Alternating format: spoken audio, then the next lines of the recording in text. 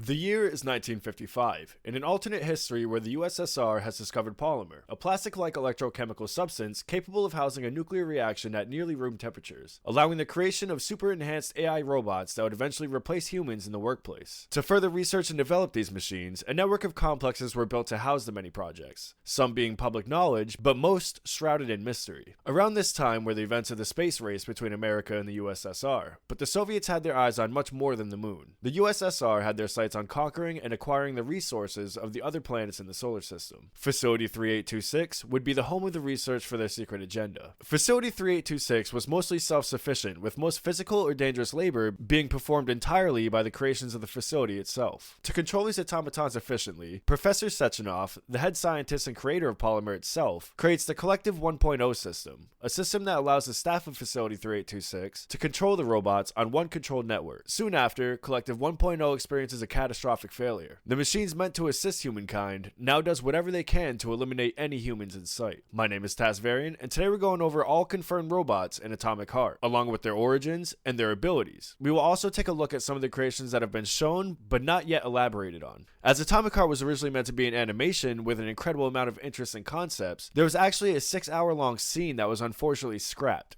It is unknown how many of these concepts made it into the actual game. Although most of the machines in Atomic Heart were meant for the common workplace, there were many that were developed and manufactured specifically for military purposes, making the experience of each automaton and how they fight different in their own way. Let's start with all the confirmed robots we've seen so far. Kicking it off with our two favorite robo-assistants, the twins. Two polymer manipulating robots that are bodyguards and personal assistants to Professor Sechenov himself. Their other purposes are unknown at this time. Hedgie, a giant rolling ball robot, something reminiscent of the bot that we see Mr. Incredible fight in the first Incredibles movie. Rosa, an octopus-like robot possibly meant for laser mining on other planets. MA9 Belyash, a huge robot built for industrial purposes like building high-rises and arc welding. Vova-A6 Lab Tech, also known as Vova, an extremely smart AI robot designed as a high-end assistant that can perform anything from medical duties to full-on combat. These bots come in two different forms, one wearing a black coat and one wearing a white coat.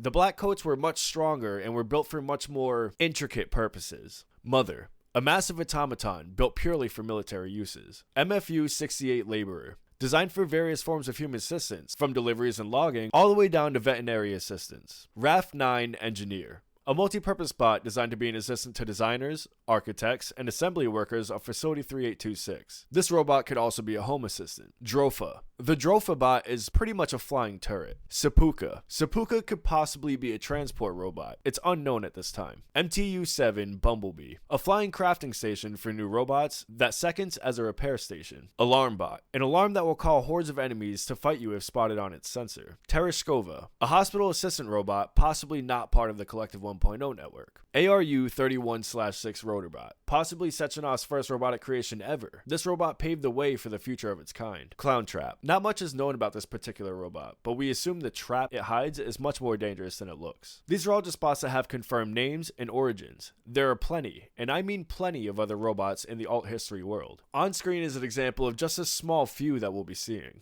With Atomic Heart's creative journey always evolving, it's unsure how many of these Soviet automatons will be making it into the final product. Atomic Heart releases February 21st, 2023. Are you going to be playing Atomic Heart? And which robot are you looking forward to see the most? And why is it the twins? If you found this video helpful, make sure you leave a like. If you want to learn more about Atomic Heart, consider subscribing, as I'll be covering the game further in the future. My name is Tasvarian, and as always, I will see you in the next video.